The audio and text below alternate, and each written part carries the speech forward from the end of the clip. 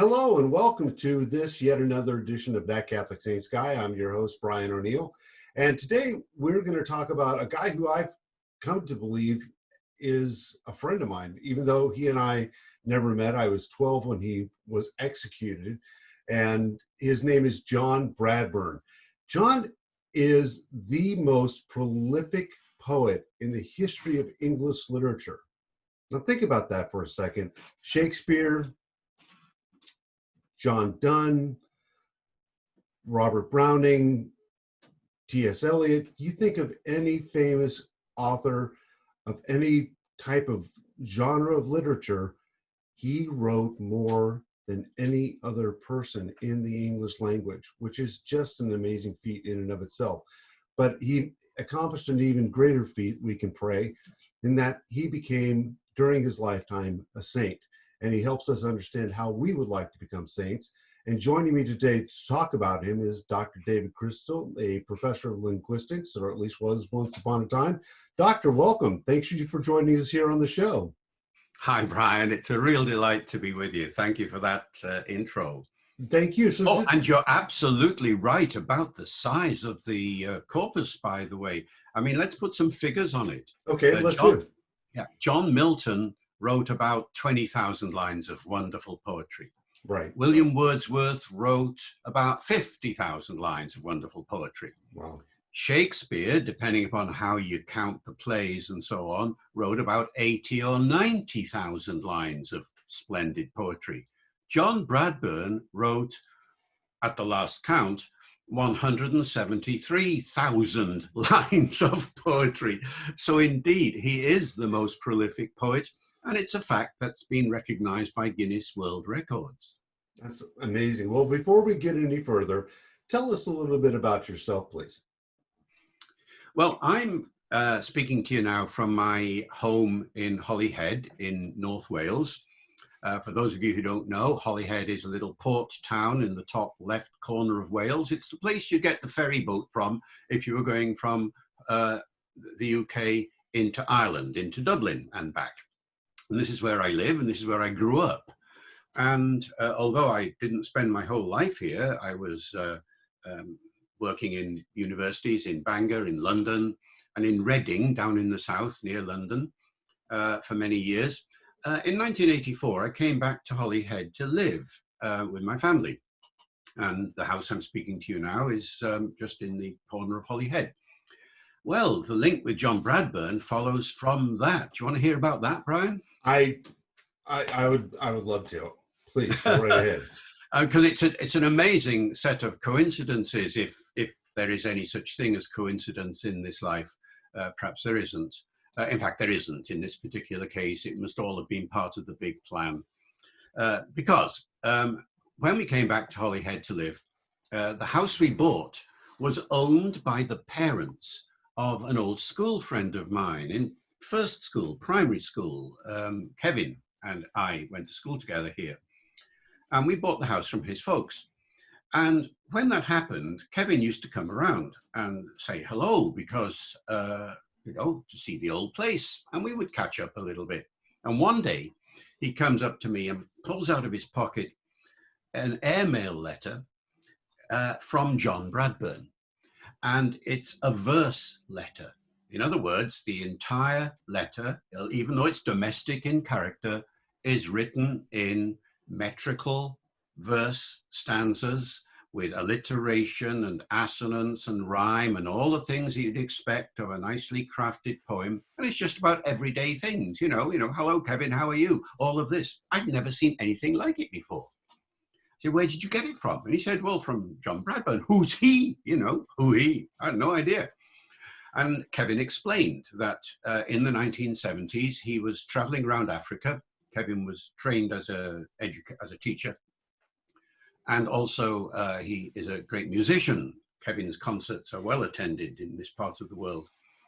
And he was playing and teaching around Africa. And at one point fell ill and got some of his stuff stolen. And he ended up in Salisbury, in Harare, as it is now, the capital of what was then Rhodesia, now Zimbabwe. And he was looked after in Silvera House, which was the place where the Jesuits were. And he was looked after by John Bradburne, who was there at the time. And they got on famously because they were both musicians and so on. So when Kevin came back to the UK, they kept in touch, and John sent him a letter every now and again, a couple of times, so Kevin tells me, but he's only got one surviving. So that's how the contact was. And so he shows me this letter. And then I say, Brian, probably one of the stupidest things I've ever said in my life. I say to Kevin, is there any more like that?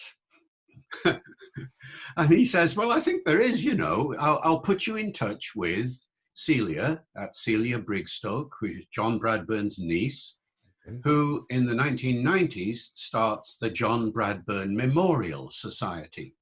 Okay. So he tells Celia about me, and without asking, a few days later, a couple of weeks later, I get a big suitcase full of poems. No, were these original? Were they original? Yeah, all the original poems that had been collected, you see, been sent out of Zimbabwe for safekeeping to Celia, and she didn't know what to do with them. They were just lying there in the house. Okay. And then she finds this mug who is showing some interest in this, you see, and so she sends them all up to me. And if you'd put them on the floor, one on top of the other, they would have reached up to my shoulders. There were so many manuscripts. I can show you some of the manuscripts in a moment. She says, what can we do with these? And I look at them and I thumb through some of them, and I see some amazing poems, quite extraordinary poems. I also see some doggerel as well. There's a whole mix of stuff in here. And I think to myself, well, you know, we've got to do something with this. And I immediately knew that I had to edit this without knowing anything more about it. It was one of those Holy Spirit moments, without a shadow of a doubt. I knew that I had to edit this. How? Can't publish it in traditional terms. It's too much, too big. You know, no publisher would look at it. But right. Of course, the internet was just arriving. This was 1990, when was it? 92, 93, something like that. The internet had just arrived the year before, a couple of years before. And I thought, well, you know, online is probably the way to do this.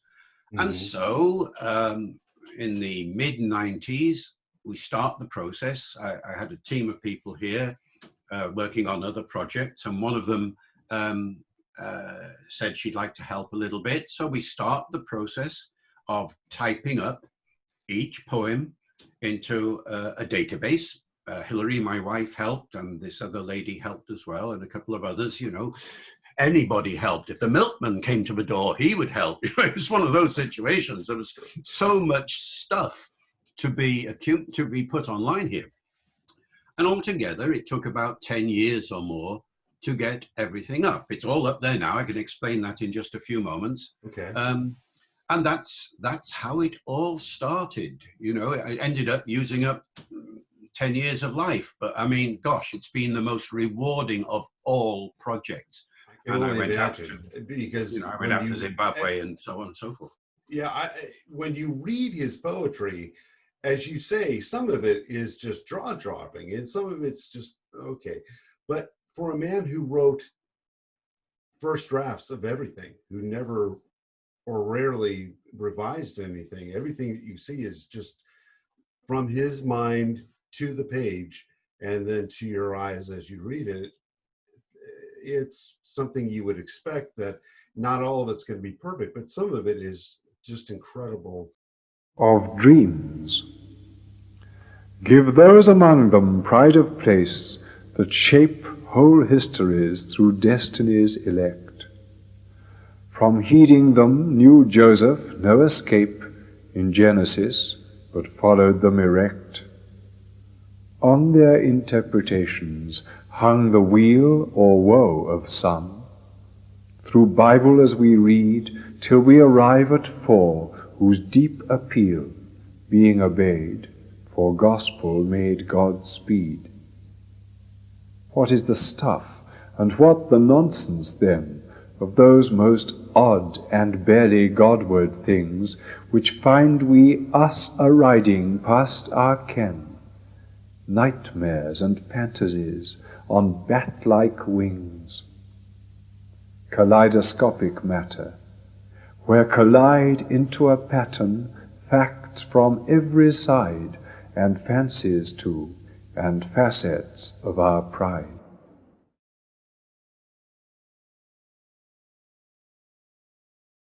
And just fun to read how he comes up with rhymes. Today Eminem, the rapper, is known for his ability to rhyme anything, even the word orange. Nothing rhymes with orange, Yeah. right? But he's able to do it, evidently. I've never heard it, but people say. John Bradburn was the Eminem of his time. He could rhyme anything, and so it's fascinating. But that's not why we're talking about him. It's part of him. So we are going to talk about that. But really, what we're talking about is just him as the person in his story. So tell us what you know about his story, please. Well, there are a couple of biographies out there now that anybody wanting to follow this up in detail can look at. His lifetime friend, John Dove, a Jesuit priest who was in Zimbabwe, in Rhodesia at the time, wrote one. And a wonderful French person called Didier Rance, that's R-A-N-C-E, Rance, has written a biography in French, first of all, which got a prize, and then it was translated into English a couple of years ago. So that's available too. The story is very simple in a way. John was born in 1921. Think about that for a second. 100th anniversary next year, next June the 14th. And the JBMS, the John Bradburne Memorial Society, has got a raft of celebrations leading up to it. And of course, we're hoping that next year we'll see some progress in the beatification issue, but we'll talk about that in a moment, perhaps. So he's born in 1921, the son of an Anglican Church of England clergyman up in the north of England in Cumbria. That's the Lake District in England. And he was brought up, therefore, as a Church of England person, as a Protestant. He went to school in various places, but in the south of England mainly. His father moved from the vicarage in the north to another one down in the south, in the Norfolk area. He went to secondary school there, John did. And this was all 1921, you see, 31, 38, 39, wartime. And so he was called up. And he fought in the Far East, along with the Gurkhas, very bravely, according to all the accounts. At one point, recommended for a military cross. He nearly died out there. Quick question. Is the military cross, pardon my ignorance, different than the Victoria Cross? Oh, yes. Okay. The MC, there are a whole raft of medals that, of Sure. course, any country can provide. Victoria Cross, the VC, is probably the ultimate one. It's our version of the Medal of Honor. So is it? Yes. Yeah. So I was so just the curious. MC is there for valor and dangers and all the things that one can only imagine.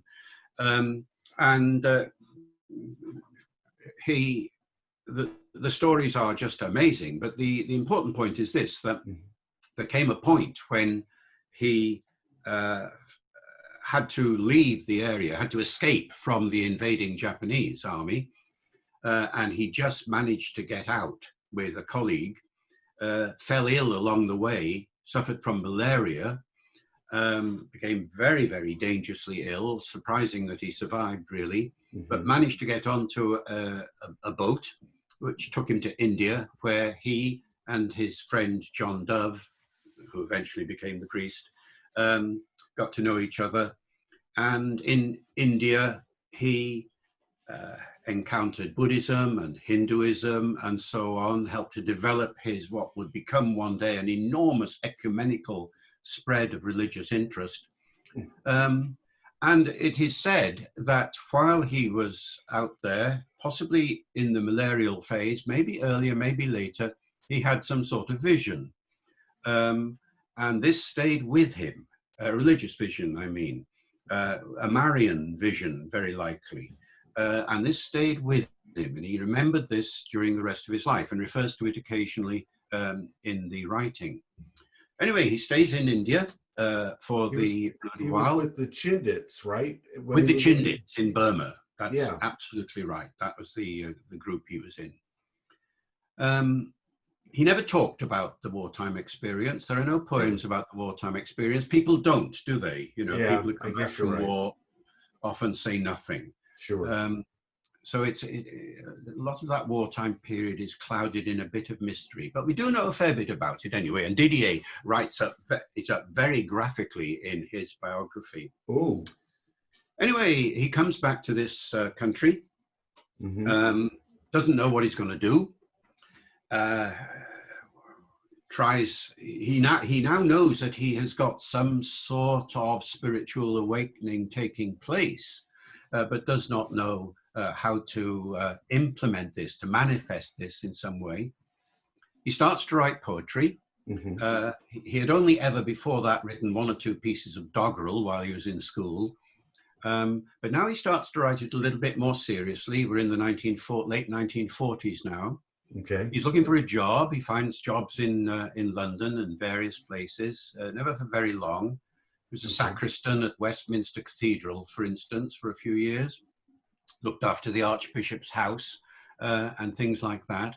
Got to know about Catholicism, as well as, of course, other developments in the church, in the Christian community generally. Sure. A lot of interest in Judaism too, and in Islam. He was interested in all these things. And then eventually decides to convert. He travels around various monasteries, and he ends up at Buckfast Abbey in Devon. And during that period, he thought he'd become a monk, you see. He has that kind of temperament. He has a hermit type of temperament. So he tries luck there. But it didn't work out. It led to his conversion, much to his father's disgust. It took a while for his father to accept he did eventually. Yeah, I would imagine so. Yeah. I mean, especially when you give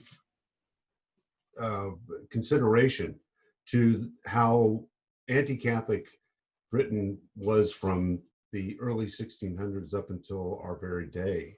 I mean, the king or the queen, the monarch, can still not be a Catholic.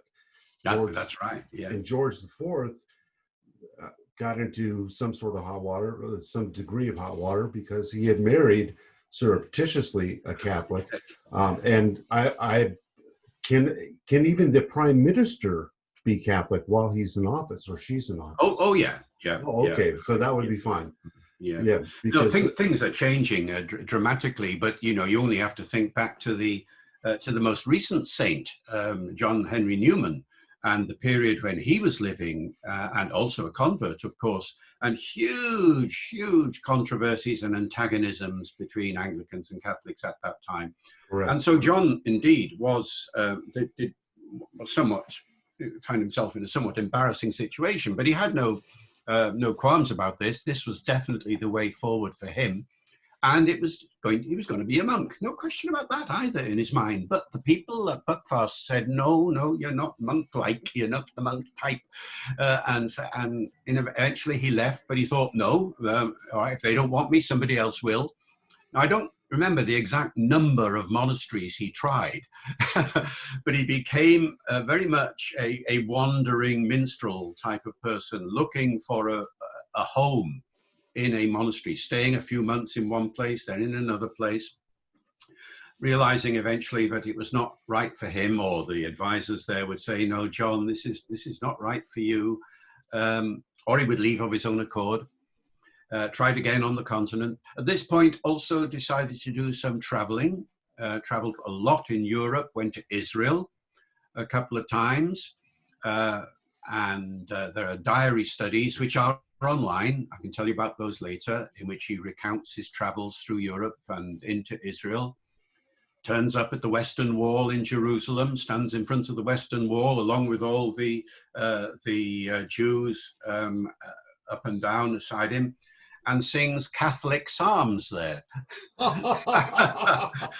And let me just take a quick little break. In that, there's a priest here in the United States named Father Joseph Fessio, and he tells the story of how he wanted to figure out how psalms would have sung during the time of Jesus and Mary. And so he asked this person, they said, go ask that person. He asked another person, go ask this person. Finally, someone said, go ask this one rabbi. And he went to him and asked, how did it sound? And he said, it sounded like a Gregorian chant. You guys stole it from us. So.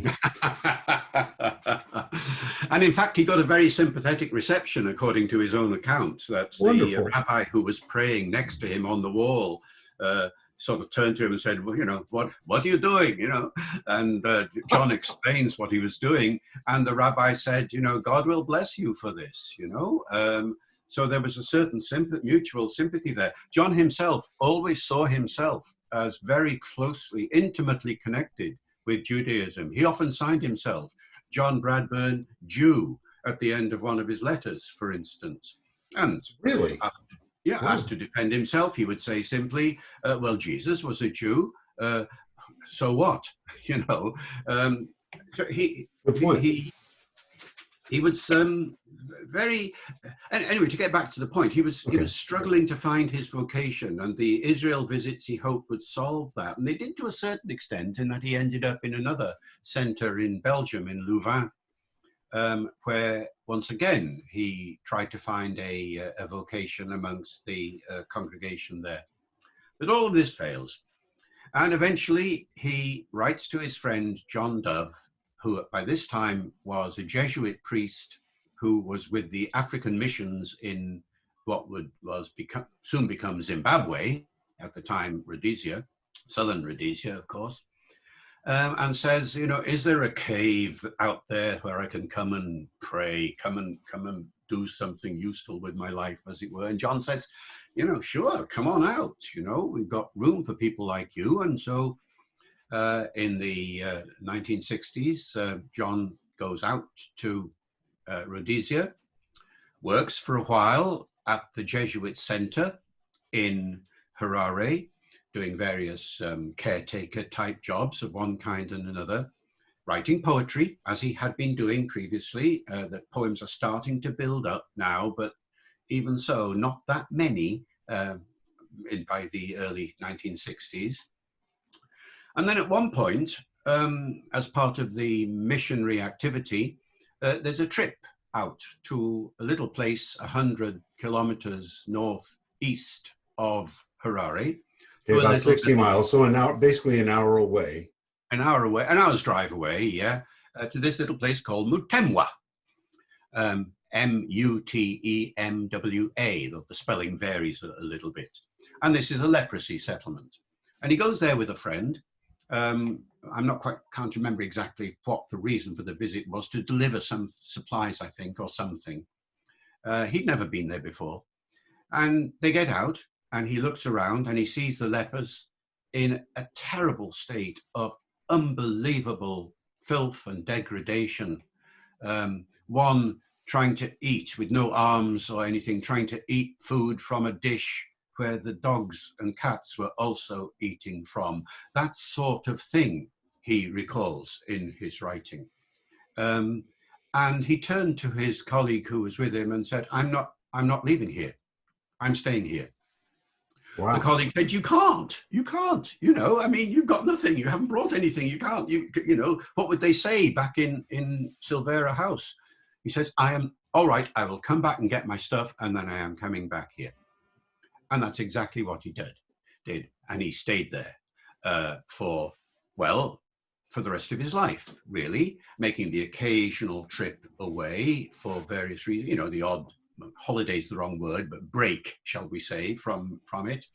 But on the whole, he was there for the entire period. He became warden of the settlement for a while, then fell out with the local Rhodesian Leprosy Association, so they kicked him out, but he didn't want to leave, so he put himself up in a little hut on the nearby mountain and stayed there, administering as best he could to the lepers. And eventually he was allowed back in. And of course, the end of the story is that as the civil war in Rhodesia built up, eventually it would become independent as Zimbabwe. It became very dangerous for any Westerner to be in that part of the world. Many left. John was warned repeatedly that if he stayed in Mutemwa, he'd be considered to be a spy for the government and he ought to leave. He refused to leave. He was not going to leave his lepers.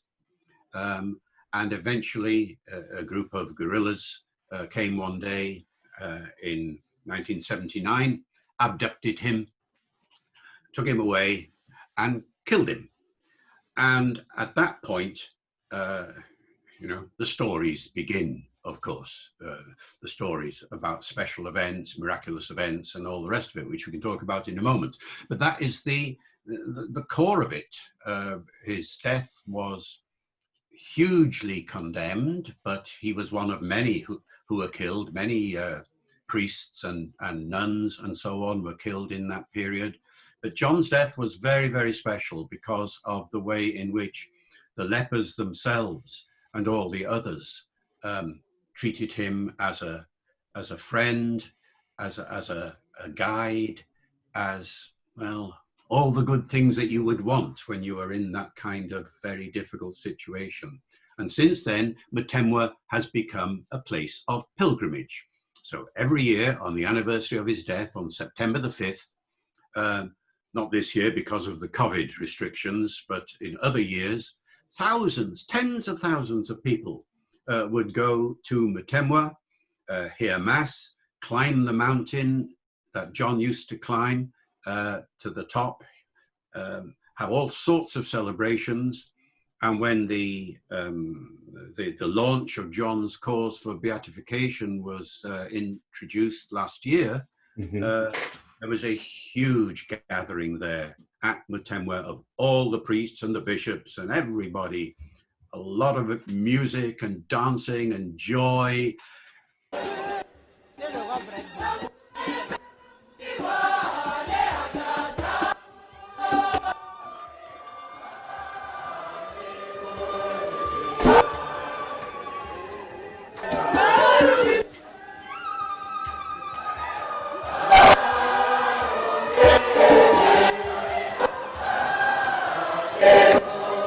And he would have loved every moment of that. I can only imagine. Let's take a quick step back here. First of all, during his travels, you mentioned that he went to the continent, and Father Dove in his biography, and maybe Mr.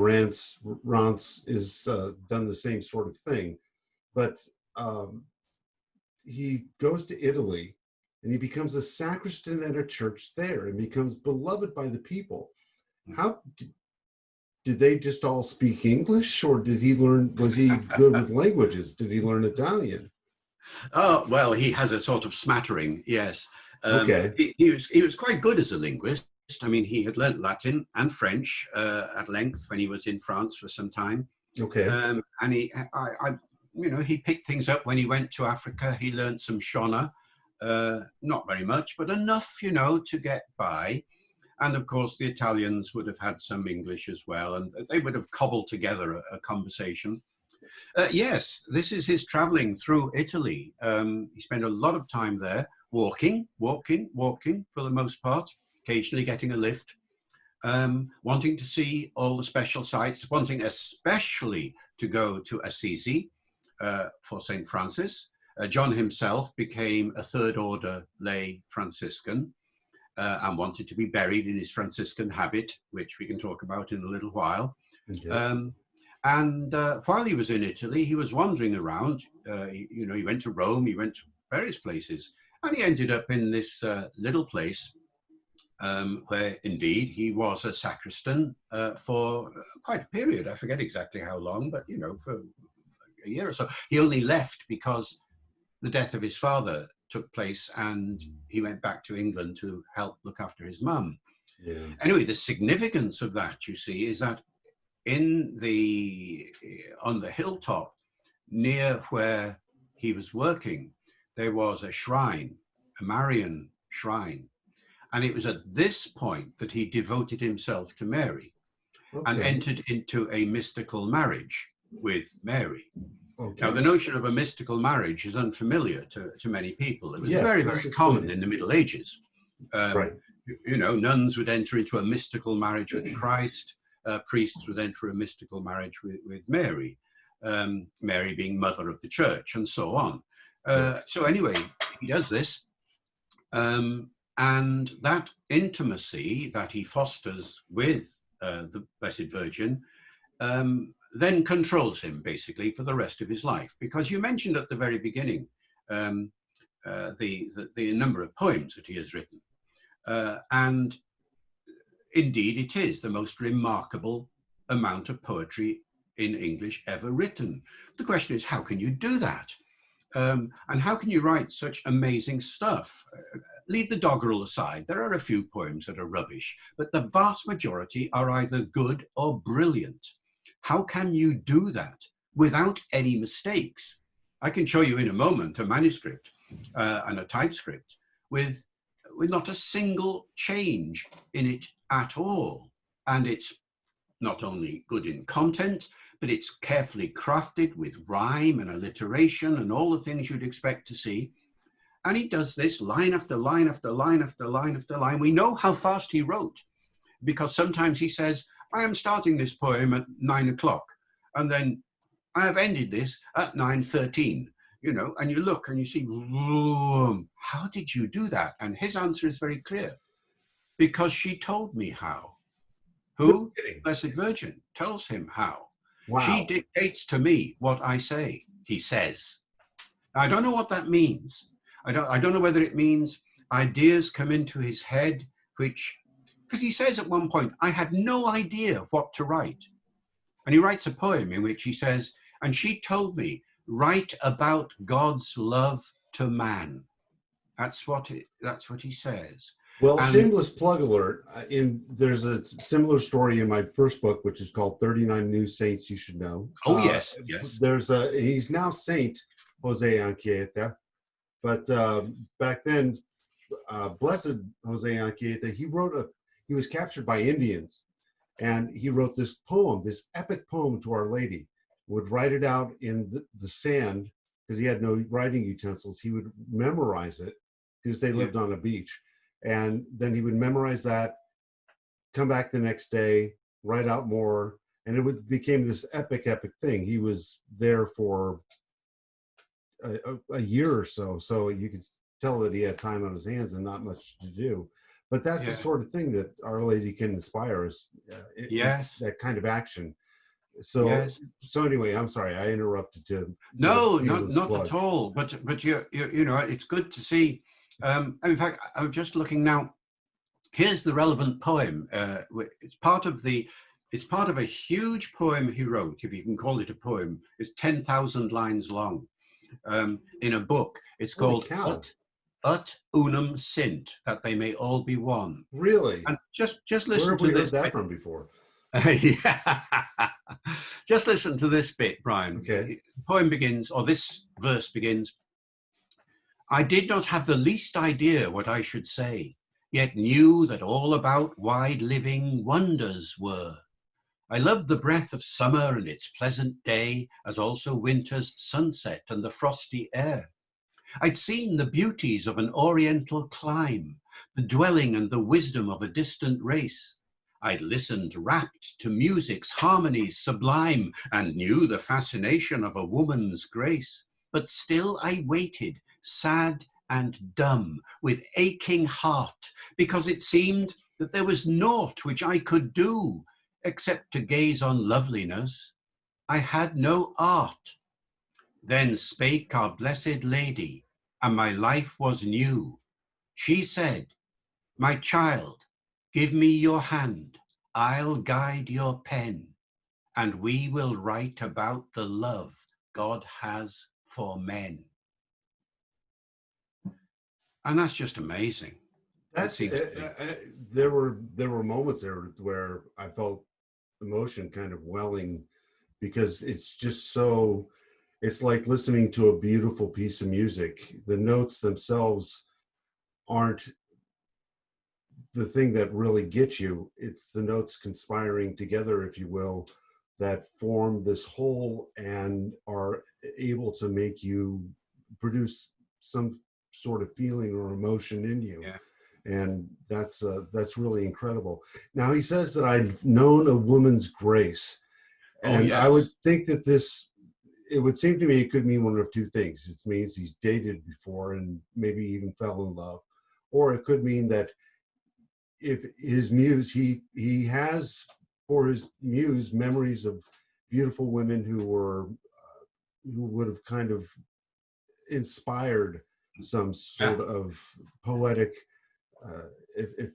effervescence, if you will. Yeah, and the answer is both. The answer is both. Yes, okay. He was a very handsome chap. Yes, he was. And he had an eye for the girls. Both of them did. John Dove as well. He says this that's fantastic. Quite frankly, here and there, who are they going to marry and all of this sort of thing. And he fell in love. Yes, at one point he was almost engaged to be married to somebody in the Devon area, but it fell through. It wasn't right for him, he felt. When he's in Africa, he is absolutely enthralled by the beauty of African women and writes many poems about their beauty. But his marriage is to Mary. So there's no question of him actually falling in love with anybody else. But you can see the power that women have. And when you actually look at the poetry and the manuscripts, every now and then he inserts cutouts from newspapers and magazines and all sorts of things. You see them online because everything is scanned now on that online database. So you can see all the originals there. And frequently you will see little cutouts from a magazine of some beautiful girl. He puts it there, and, any female beauty is a reminder of Mary's beauty, which transcends everything else in his view. Now, whether this is because he has seen the Virgin in some vision, or whether it's his imagination, or both, I do not know. But certainly the female presence is a strong part of his background, and it does turn up in that little poem that you heard, indeed. Did you mention the fact that he's going from monastery to monastery? He spends time on the continent, he spends time in the Holy Land, he spends time practically any place you can put a pin on the map, it seems, and he's not trying to figure out his vocation. He's figured it out. He's trying to figure out where that's going to happen. Did he ever doubt that this was his vocation, that he wanted to return to civilian life, if you will, and become just a very committed layman? No, there's no hint of that anywhere. Really? No hint of it at all. It's there from some of the very earliest poems that he wrote in the late 1940s, and it sort of flowers in the later writing, and of course in his letters, because remember, this poetry database we've been talking about is not just the poems, it's also any prose he wrote, the diaries, for instance, and also all the letters to his mother, which and other people too, which are usually in verse, but sometimes in prose. And in these, you see the same message coming over and over and over again. I have to write about whatever it is that's drawing me. Now, eventually, when he learns what is drawing him, he learns what he has to write about. And I have another text here which will summarize that. When one of the poems, we will write about the love God has for men. Yes, says Mary, but what aspect of this love in particular? And the answer is love in every possible manifestation, but especially love for the Holy Trinity. And this is probably the main the main theme of everything he wrote. He says at one point,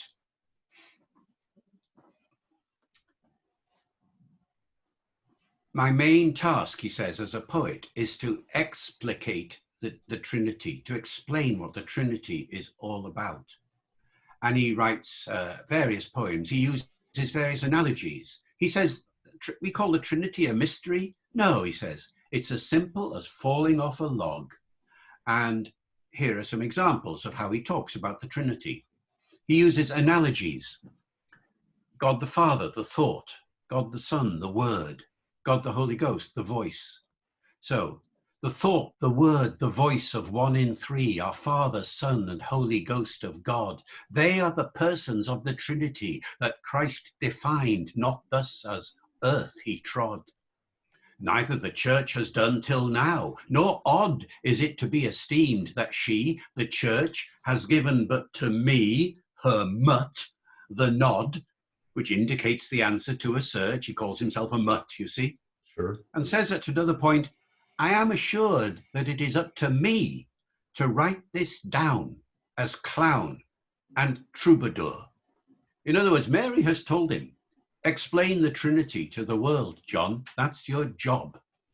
And half the poems in the database are about the Trinity in some shape or form. It's to listen to you do that and at the same time have a cognizance of the fact that that was a first draft, very likely. Yeah.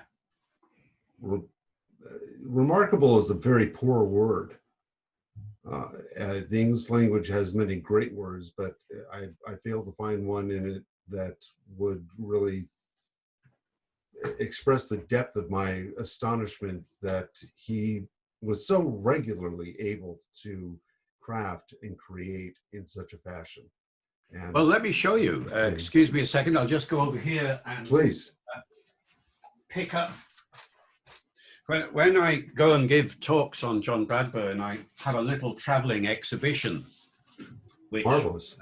I use to illustrate the various things. And here are a couple of examples of what we're talking about. Here is an airmail letter. You know, one of those blue yes, I remember those. Yeah. Now, you can't read it exactly. If you want to read it, go online and you'll see it, see copies of this. But you see how the poem starts at the top there and goes down the page and finishes exactly at the bottom of the page, you know, and there isn't a single, oh, there's one minor correction at the top. Otherwise, it is totally fluent. Stanzas, rhymes, everything here. It just came out of him like water from a tap. That's one example. Here's another one that's even more impressive. You see, the problem was when he was in Rhodesia, if you're a poet and you want to write poetry, what do you need? You need paper. How do you get the paper? There isn't any, you know? And so he wrote poems wherever he could find a spare piece of paper. And so when we found his little library of books a few years ago, we would look inside the books, and there, inside the front cover of a book, there's a blank page, isn't there, in a book, you see? So he writes a poem on it. Or there's a piece of packing paper from a parcel he got. So he writes a poem on that. And then eventually a friend of his, Anne Lander, who's still alive, goes and gets him some paper from various places and also gets him stencils. Do you remember stencils, Brian? Those Roneo things with a thing at the top like that. And you put it on a Roneo machine and round off the poetry. Anyway, here is a stencil. You see how long it is? It's a big foolscap stencil like that. Wow. And what he does is he puts this into the typewriter and types the poem onto it. And then, of course, can run off as many copies as he likes afterwards. Now, I want you to watch this very carefully. Here, there are 2 poems on this. Okay. There's the first one at the top. Yes. So halfway down. There's the second one. And you get to the bottom. exactly to the bottom of the stencil, and the poem ends. And there isn't a single typographical correction on the entire thing, you see. Well, you know, just imagine doing that. Any of you watching this now, all right, put a piece of paper into your typewriter, if you still have such a thing, Right. or online then, bring up a blank page and start your poem. Now, off you go, and make sure it's perfect in every way, thoughtful, good thoughts, and nicely rhyming and nicely metrical, and make it 100 lines long. Okay, start now. Well, it's inconceivable, isn't it, really? None of us could do that. I've written a couple of books of poetry in my time, and once upon a time, for fun, I thought, I'll just make a note of how many changes I make for this little 12-line poem. So it was online, so I recorded every time I made a change. I would memorize it as a computer page. For that 12 lines, I made 400 pages. You know, I changed my mind, as it were, 400 times. And probably, you know, other poets do exactly the same. In fact, we know this because we've got some manuscripts of people like T.S. Eliot and Dylan Thomas and so on. They're full of crossings out and so on all over the place. Not John, you see. It just comes out of him and it's perfect. How can you do that without some sort of divine inspiration, it seems to me? And this is what impressed me so much when I first encountered it. And well, that's incredibly impressive. What is even more impressive is the divine inspiration that prompted him to stay in Mutemwa and take care of these people. So tell us a little bit about his work with these lepers. I mean, you talked about how when he found them, they were treated worse than dogs. Literally. They were not being given proper food, proper shelter, proper anything that is in conjunction with the idea that man is made in the image and likeness of God, and thus is worthy of being treated with dignity in every single instance. So how is it that he came to help these people? What sorts of things did he do for them? And how is it that he did he help improve their spiritual life? Did he help improve their liturgical life? Tell us these sorts of things, if you could. Bit of everything, really. Yes, the first thing was to improve their quality of life, full stop, period, as you Americans say. And that's exactly what he did. He would arrange for better food to come into the compound, medical supplies, in association with a medical doctor who lived in a mission not too far away, Dr. Guidotti, and others. He would bathe their sores, he would bath them, he would do everything you would expect of a trained nurse, except he wasn't a trained nurse, but he did everything that you would hope from anybody caring from that point of view. He would look after them from morning till night, sometimes during the night. He became their friend. He would call them friends. He also calls them saints. He considers every one of them to be special in the eyes of God, and treats them as such. He sees every one of them as an individual, writes a poem about every one of them. That's never happened before in the history of the human race, I don't think, that somebody has written a poem about a group of disadvantaged people, individual by individual. We're talking about 80 or so people here in the compounds. You've got these 80 poems, each one capturing the essence of individuality of that particular person. In some cases, he wrote more than one poem about a person. And these are all, again, online for anybody to read. And liturgically, yes, there was a little chapel there which had fallen into disuse. He renovates the chapel, gets every now and then John Dove or some other person would come over from Salisbury to say mass. He was eventually made a Eucharistic minister, as we would say these days. Mhm. So he was able to give communion to whoever wanted it. Not everybody was Catholic, you see, in the compound, not by any means. There were all sorts there, all kinds Sure. of religious Yeah. backgrounds, and some no background at all, I suppose. But all were equal in his eyes, and he helped everybody, but liturgically developed an important spiritual presence for those who wanted it, and a fair number of them did. He would also bury them when they died, and write a poem about the funeral and about the person, and a kind of little eulogy, if you like, about what they had done to help the centre, help the compound, and became so intimate with them. At another point, he says, I have an explosive temperament. Mhm. He can get angry. Oh, And there are two things that made him angry. okay. One was if anybody tried to harm his lepers or reduce their quality of life in any way. This was why he fell out with the Rhodesian Leprosy Association, which wanted to cut the amount of food that was Really? available to them, probably for political reasons that I know nothing about, and they were probably in their minds quite justified. But as John's point of view, this was not on. No. And he was furious about this. And that was one cause for anger. The other cause, incidentally, which is worth mentioning, especially today, is that he was an apostle of the environment. The other thing that John hated was anybody harming the planet, harming the environment. Really? Cutting down trees, for instance, when it was unnecessary, deforestation. You overusing plastic. I mean, crumbs, Brian, there's an example. You know, these days, very recently, everybody said, oh, the plastic of the world is in a terrible state. We must stop using plastic and so on. John was there first. Back in the 1970s, he was writing poems about the misuse of plastic, you know. And this was at a time when the word ecology, in the sense of concern for the environment, had hardly entered the language. The Oxford English Dictionary has the first recorded uses of ecology, meaning concern for the environment, in the late 1970s.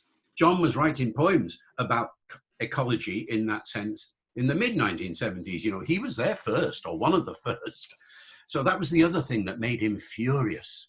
But his concern for the lepers more than anything else. And if anybody did any kind of harm to them, he was up in arms, and he would go to the district commissioner and bang the desk and say, look what's happening, and write letters to the newspapers and all sorts of things. So yes, he was intimately involved. And of course, the lepers therefore came to love him.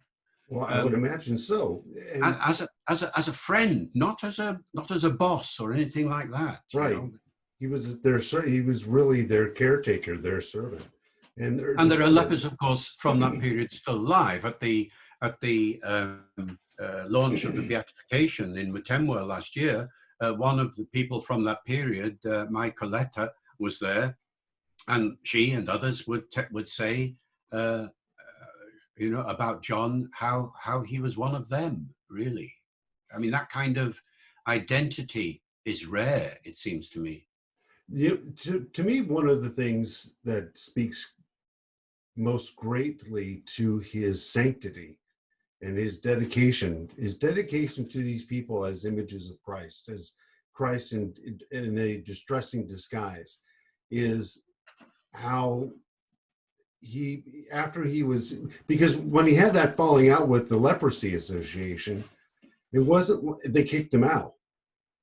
And so instead of saying, well, that's it, I guess I'll move to Silviera House in Harare or Salisbury, and I will just find some other way to serve God. No, someone gave him a corrugated tin shack outside of the gates, outside of the fence, the perimeter.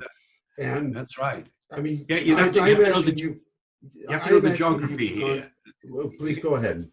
Yeah, get the geography right. You see, there's this little compound down at the foot of a big mountain called Shigona Hill.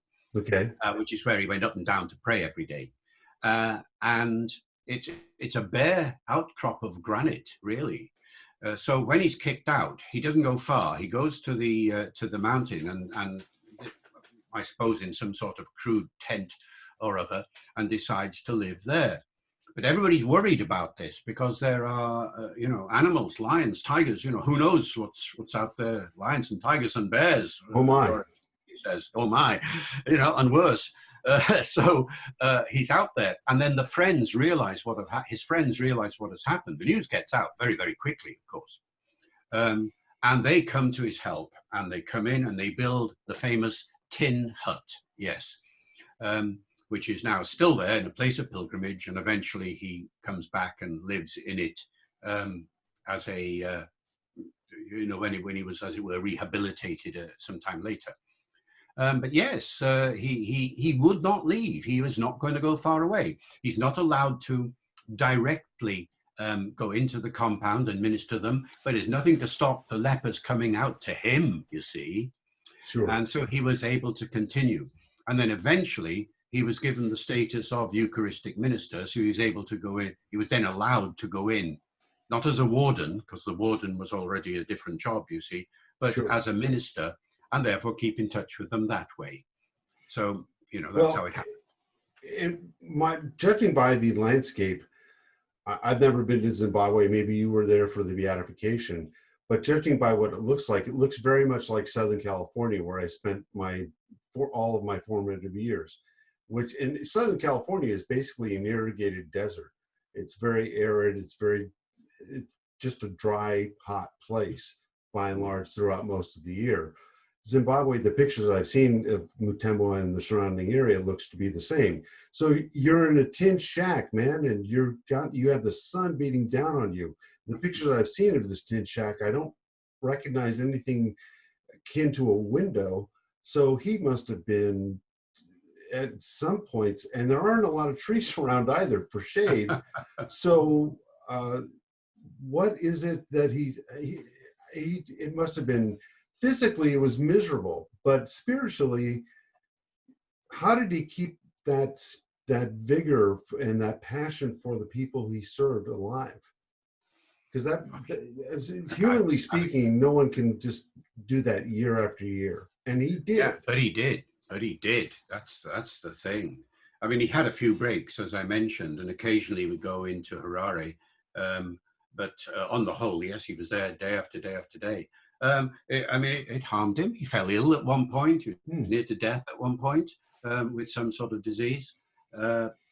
He never caught leprosy, although he said he would be quite happy to do so.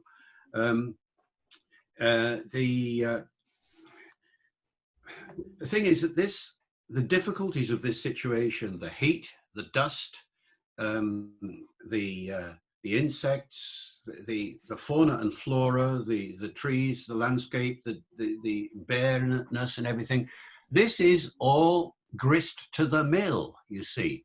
So he writes poems about all of it. And although I've said that, nearly half the poems in the database are on spiritual matters, on the Trinity, on Mary, and so on. What the other half about? Well, the other half are about things like that, about landscape, fauna and flora. He writes about the birds, the eagles. He writes about the bees. He writes about anything that he sees in the area. The difficulties of being a human being, he writes about. Now, here's another thing, you see. When people say summarize John Bradburne in one word, I usually say he's the most human of poets. And they say, what do you mean by that?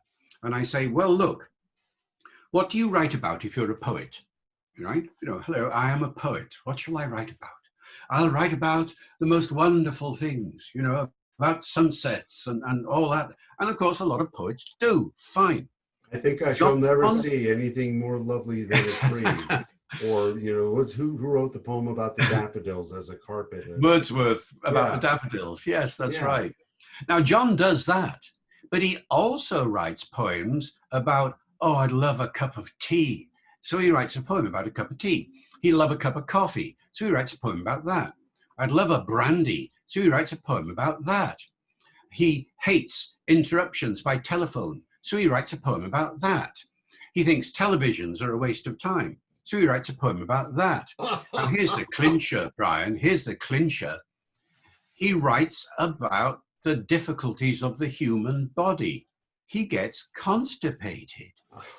So he writes poems about constipation. Now, never in the history of English poetry, as far as I know, has anybody written a poem about going to the toilet.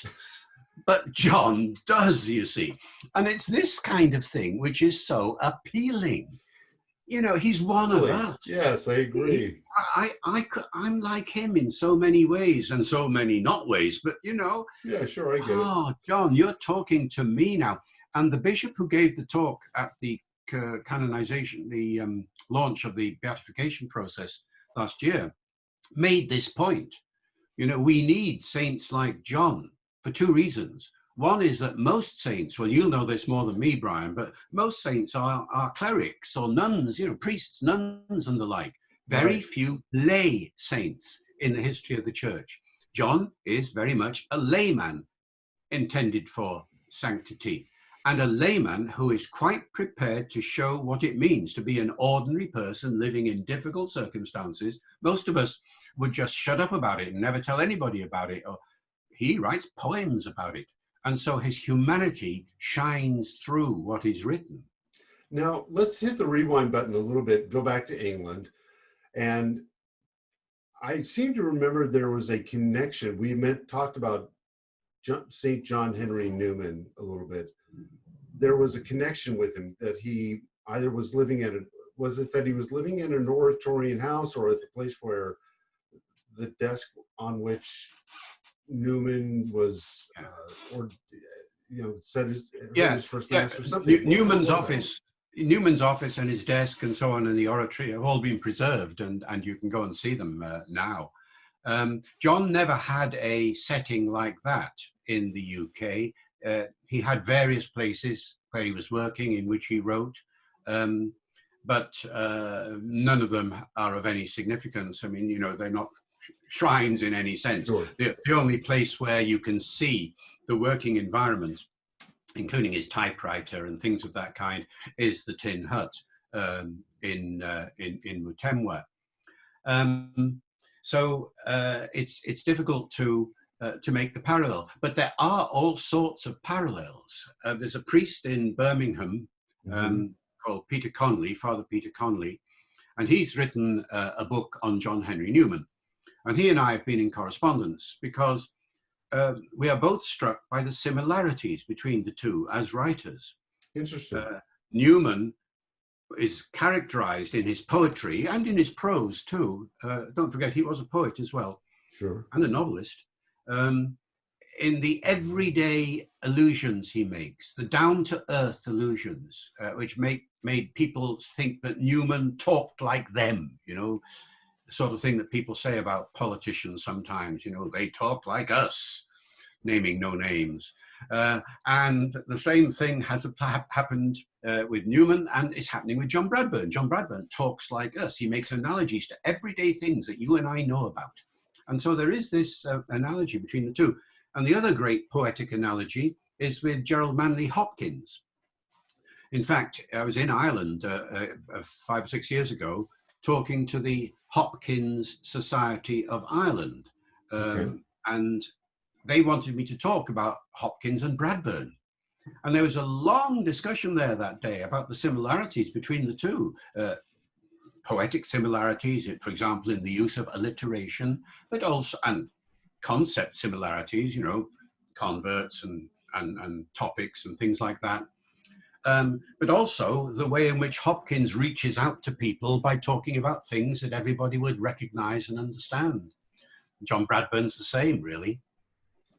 Now, what I understand about his passing is this, that he was captured and accused by the revolutionaries, because I don't know what else to call them other than revolutionaries. It's not a pejorative. It strikes me as well, a at the time they were being called guerrillas. These days, I think, since Mugabe, one would call them freedom fighters. You know, the terminology varies depending upon your political background. So they're fighting for independence from white. Rhodesia has already gained its independence. It's still part of the Commonwealth, but it's led by a gentleman named President or Dr. Ian Smith, Prime Minister Ian Smith. Ian Smith, yes. Ian Smith in any event, right. And so they're fighting to get rid of white rule. Robert Mugabe is the head of them. And so these gentlemen kidnap John Bradburn and they take them to their leader. And their leader, from what I understand, says, "What are you on about? You're absolutely cracked if you think that this is a good idea. I want you to go release him immediately." Yeah. But which they gave lip service to doing, if my recollection is correct, but they didn't do that, did they? No, the leader knew about John and the good he was doing in Mutemwa. He is a good man, you know, get him back there. Or if that's too dangerous, go to Mozambique, which is going to be a safe place for you. John refused point blank to do that, according to the accounts. So, all right, let him go. And so off they go. But the people who were leading him away felt that this man now knows our hideout, as it were. And the first thing he will do when he gets back there, he's going to tell the authorities and they will come and kill us. So we have to get rid of him. So on the way back, they shot him. It was as simple as that. And that's when, you know, the special events start, because the villagers in the area could see the body lying in the road and felt that it should be moved, but they were scared to do so because, first of all, they saw colored lights coming from somewhere down onto the body, and they felt this was very strange, so they ran away. They came back. They see a big white bird hovering over the body, and that scares them, so they run away, and in the end, they leave the body there. And it was discovered then by, I mean, the news was out that he'd been kidnapped, and of course, people started looking for him, and he was found the next day by one of the priests from the area. And then he was taken to the cathedral in Salisbury for the Requiem. And this is where, you know, the big thing happens that starts the whole story off in a way. The Mass is taking place. There have been eulogies by the people who knew him. And one of the members of the congregation who knew John well went up to the coffin to put three little white flowers on the coffin. Leaves the coffin, and as she leaves, people, somebody says, "There's blood under the coffin," and people spot this blood, 3 drops of blood, and say, "Yes, so there is." And the priest who's saying Mass comes down and puts a purificator over the blood to mop it up, as it were. The undertaker, of course, is horrified, thinking he has not prepared the body properly. I've done my job wrong. Absolutely. He's on record as saying, you know, I'm going to lose my job now. You know, nobody will want to come to me again. Sure. So afterwards, they take the coffin out into the sacristy area and open it up. There is no sign of any blood anywhere. And then people remember John's 3 wishes. That have been reported at various times over his lifetime, his later lifetime. One was to serve the missions in some way, to serve lepers, hopefully, because you know, he had this memory of Francis and others and serving lepers. Secondly was, as so many holy people have said, to die a martyr. And the third one was to be buried in his Franciscan habit. Now, the people who opened the coffin looked inside, and somebody noticed that he was not buried in his Franciscan habit. Oh. So somebody rushed away, found a Franciscan habit from somewhere, I don't quite know how, came back, put it on him, closed the coffin, end of story. There we go. Now we can bury him happily. And the 3 drops of blood, it seems, were miraculously introduced there as a kind of way of letting John have his final wish, or at least that is the interpretation put on it by John Dove and all the others who were there at the time, including David Harold Barry, Father David Harold Barry, who is still alive and who I was talking to just last year, And they are in no doubt whatsoever that this was a sign for John's third wish to be implemented. And then since then, of course, as anybody who is, as it were, already then in the minds of ordinary Zimbabweans, John was already a saint. We have at our parish, I attend the co-cathedral of the Sacred Heart in Charleston, West Virginia, and at our parish, it is staffed by women religious from Zimbabwe, and they know all about John, and from what I understand, he's beloved by all the people there. Now, what is the situation with respect to his beatification cause? Is it moving along quite well, or are there any sort of hiccups, that sort of thing with it? Well, the hiccup is the one we all know all over the world, the Yeah. COVID hiccup. That slowed everything down. Situation is this, that 2 years ago, well, first of all, the first problem was, who is going to foster this cause? You have to have a diocese that is prepared to take up the cause. Now, normally, the diocese would be the diocese of the place where the person was killed or died, therefore Zimbabwe. But Zim, at the time, we're talking 3 or 4 years ago, was in total chaos. Still is in many difficulties, but was really chaotic. Right. It's before the death of Mugabe and everything. And so Celia Brigstock, John's niece, had tried repeatedly to get the hierarchy in Zimbabwe to take up John's cause, backed by a great deal of local support, indeed, as you were saying, but was getting no response whatsoever. And she had sort of given up in despair, really. Mm. So then we thought, and I say we because she involved me at this point, Okay. let's try the English hierarchy. So we all traveled up to London one day to see Cardinal Vincent Nichols to suggest that maybe the English hierarchy could foster the cause of John. Because after all, he was a sacristan at the cathedral, and he looked after the Archbishop's house and so on and so forth. So maybe that would be the place for John to for the cause to start, essentially. Well, the English hierarchy basically were not interested. They didn't, for all sorts of perfectly understandable reasons. For one, they already had a saint in the making, namely John Henry Newman, you see. Well, you know, it's difficult enough looking after one saint's cause, let alone two. You know, apart from anything else, it's a very expensive and complicated process. We can come upon that in a moment. Well, you know, it costs a lot of money to become a saint. And let Anyway. me just do a little PSA here, public service announcement, as we say here in the US. If you have the ability, you who are watching this have the ability to donate to a cause, go online to, basically, if you look for the word guild or memorial society, as with John Bradburn, and donate $5, £5, $10, £10, anything. It is a very, because you have to pay people for their time.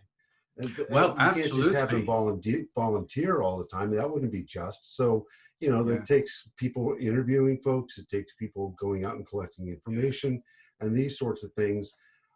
Travel expenses that are involved, etc. So if you can, folks, it's please amazing really donate to this. Quite right, Brian. Thank you for that. It's amazing how quickly the costs mount up. Yeah, the place would be the John Bradburne Memorial Society. Spell Bradburn right. That's BRADBURNE at the end. And Or so you can JBMS. see right now, as people are watching this, they'll see the website listed below. And Oh, good. So Yeah. we'll Anyway, send them to that's the and it'll place. be in the comments section or in the description section down below as well. Yeah. Anyway, to go back to the story, the English hierarchy couldn't, for all sorts of reasons, take it on. So we thought, which is about 2 years ago now, 3 years ago, well, that's it. No good. We'll just have to wait and see in God's good time. And God's good time emerged with a tragic event to stimulate it, namely that in, is it August last year, the year before? where are we? 2 years ago. Celia, John Bradburne's niece, Celia Brigstock, who had been who started the John Bradburne Memorial Society and was the secretary of it, and who had been working night and day for this cause, fell ill and died. Mm. And we were all devastated, of course. And here's the amazing little bit of story, that her daughter, Kate, who now looks after the JBMS, Kate McPherson, is now the secretary, that night prayed to John and to Celia, sure she was in heaven, saying, now what do I do? I'm going to have to take this over. What do I do? The very next morning, an email comes through from the Zimbabwean church saying that the Archbishop Ndlovu, was prepared to take on the cause. And if that isn't that's a quickly answered prayer. I wish my prayers weren't answered that quickly. A lot of the times, me too. Wow, I'm a little jealous. Anyway, they take it on suddenly like that. I mean, coincidence? No. So anyway, suddenly the Zimbabwean people are prepared to do this. And so the first step then is, of course, to initiate the proceedings there. At the same time, of course, there has been a parallel development which started before Celia died, and namely to find a postulator for the cause. Now, for people who don't know the terminology, the postulator is the person who gets all the evidence together, ready for the diocesan takeover, as it were, and eventually the Vatican takeover in the Congregation of Causes of Saints, to evaluate everything. Somebody's got to collect all the data. And they appointed a wonderful man, a judge, ecclesiastical judge from Perugia in Italy, a man called Enrico Solinas. And Enrico was appointed, a couple of years ago now, and he started the process off. And yes, indeed, Brian, this is where the costs start, you see, because he has to now travel everywhere to interview everyone who knew anything at all about John, who could say anything about John. So he comes over to the UK, fortunately was able to meet Celia before she died, met everybody, all the people who are still alive, living in this country, who knew John. We go down, my wife and I, to Leicester, where the Brigstocks lived. We are interviewed by Enrico about the poetry, about the database, about all the things we know about John. Oh, Brian, it was an interview and a half. I mean, I haven't had such a major grilling since I was a PhD student getting my doctorate, Worse than an oral exam before a board. It was just like that. And he wanted to know everything. And the dossier grew and grew and grew. And then, of course, you see everything in the poetry database has to be made available to 3 theologians who they'll have to read it all just to make sure that there's nothing in there that is controversial or complicated or, from a theological point of view. And therefore, the first thing we had to do was, Hilary and I here, scan all the documents, all the poetry and things like the one I was showing you earlier. Every item in the database had to be scanned. So while we were doing it, we put it up online. So now you can actually go to the poetry database, johnbradburnpoems.com. When you click on a poem there, you see not only the text of the poem, you also see a scan of the poem's original manuscript status next to it. And also an audio version if it happens to be one that John himself had made a tape recording of. So all of this had to be done. And Enrico, of course, traveled all over the place. The costs started to mount. And the thing you see about the JBMS is its primary purpose is not to make John a saint. Its primary purpose is to look after Mutemwa and the lepers who are still there. No kidding. And the other poor people suffering from other kinds of diseases, AIDS, for instance. The center, the Mutemwa village is still a thriving community center for the poor, underprivileged, and ill in that way. And it And is they a need village. everything. I looked it up online yesterday to see if I could find it on the map.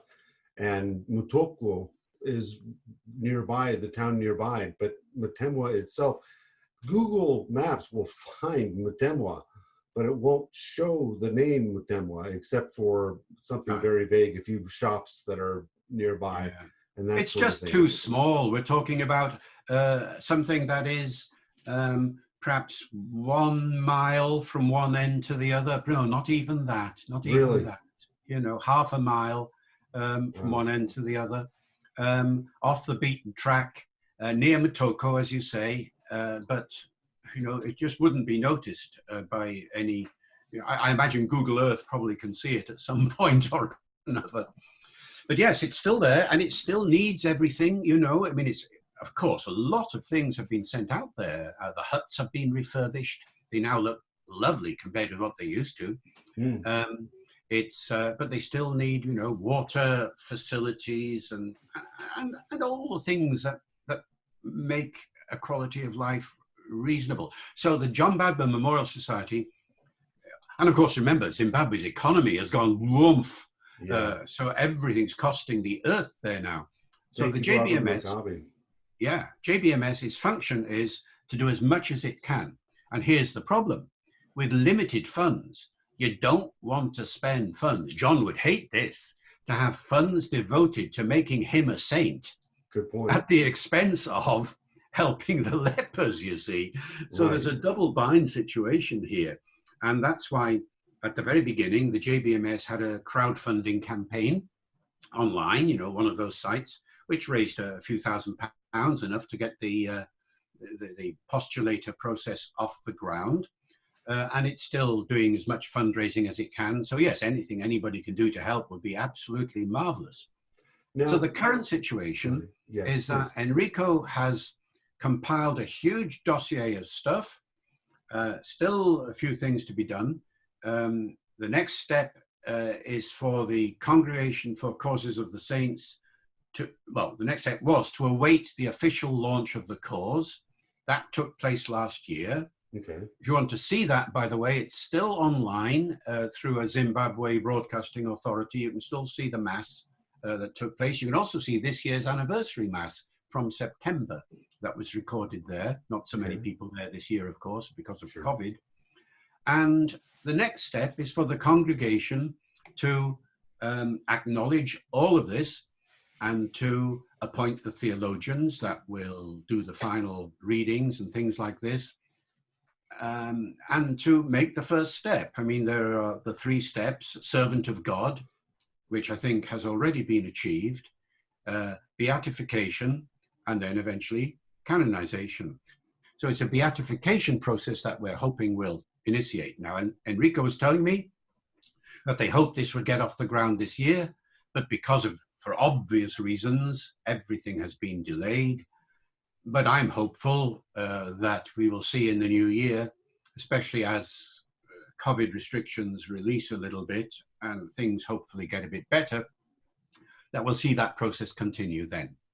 So that's where we're up to. And in the meantime, JBMS are continuing, trying to raise funds and sending help out to Mutemwa, and doing as much as it can to keep the whole process in the public eye, like encounters like this one. You see, this is invaluable because it's going to bring the news of John to the attention of an awful lot of people who would not have known about him. And he is very much a saint for our times. People sometimes ask me, if he's a patron saint, what's he going to be a patron saint of? And my answer is always, well, 4 possibilities. First of all, most obviously, a patron saint of poetry, because we haven't got one. Well, we do have Saint David, but he doesn't really count because he never wrote any poems, as far as we know. He would be a real patron saint of poetry. Secondly, a patron saint of the lepers. Well, we do have Damien, of course, and various others, but why not another one? You know, so that's another possibility. Thirdly, a patron saint of ecumenism, because John was an Anglican who became a Catholic, who calls himself a Jew, who went to India and fell in love with Hinduism and Buddhism, who is quite happy when he was in North Africa to go into a mosque and pray with other people from Islam.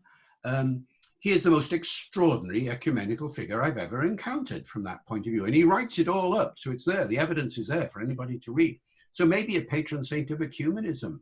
Ut unum sint, remember, his big poetic oeuvre. And there are other possibilities, you know, to do with the Trinity and Mary and so on that could lead to other directions for his patronage. And I leave, you know, our audience to imagine all these possibilities. So, you know, it could go in many directions. I'm quite convinced that it will happen one day, but exactly when, I don't know. Nobody can say. To close things up, let me ask you this question. What would be the greatest thing that someone watching this can take from John's life and apply it to their own efforts to become saints? Vatican II calls all of us to, you know, talked about the universal call to holiness. Holiness isn't just for priests or bishops or cardinals or the Pope or women religious or men religious, consecrated women, consecrated men.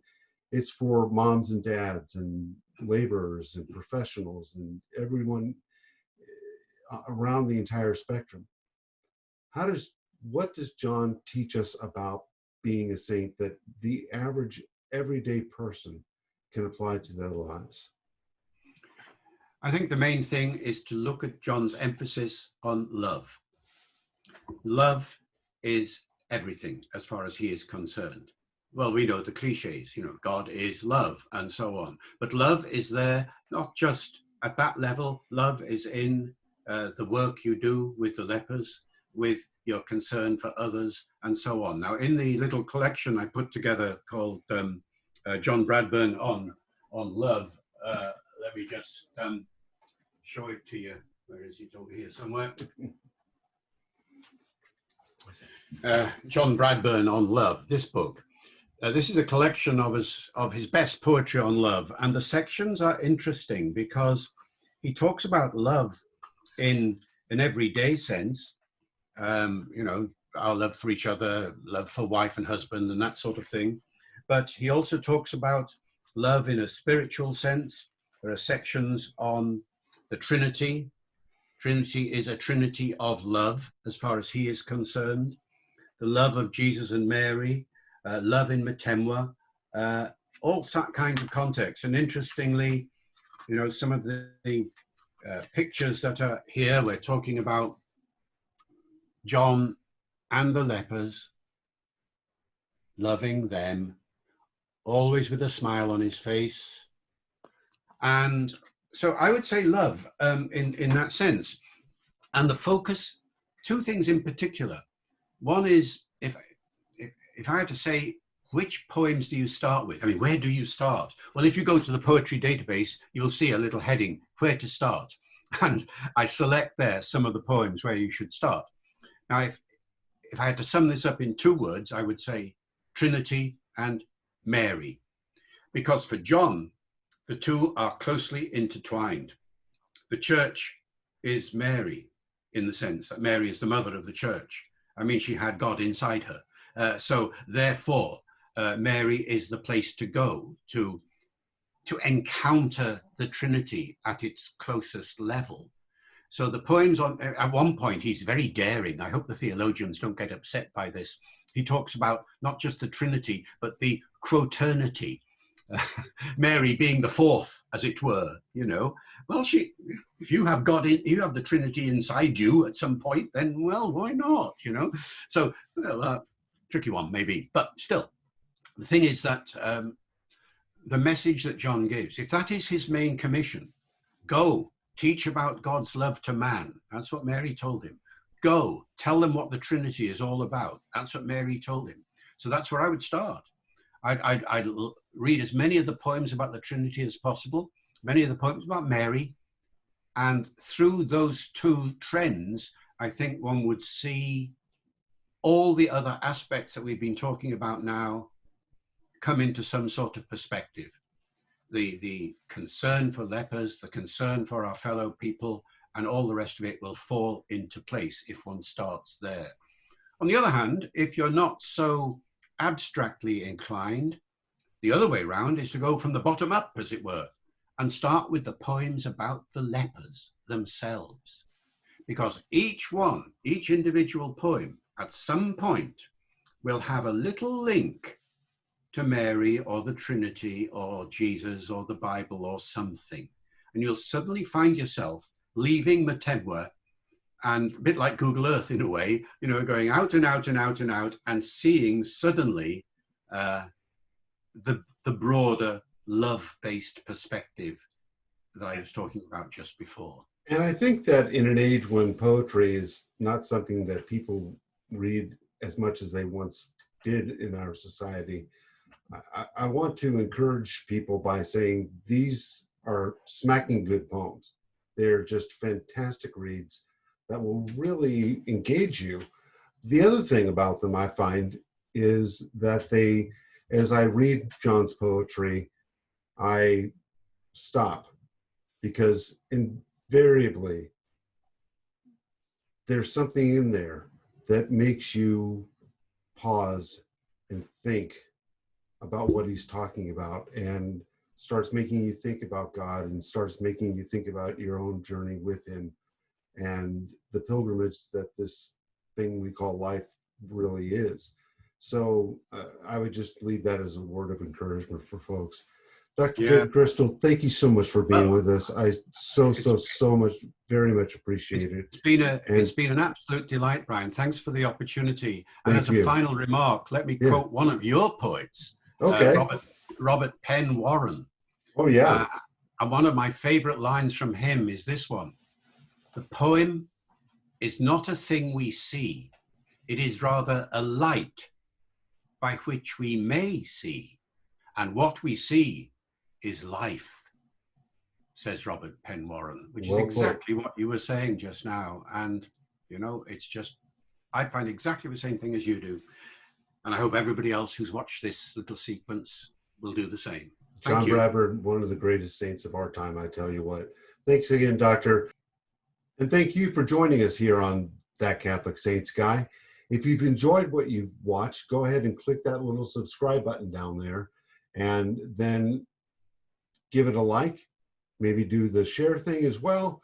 Ring that bell so that you get notifications every time a new video is produced. And in the meantime, we'll see you next time on That Catholic Saints Guy.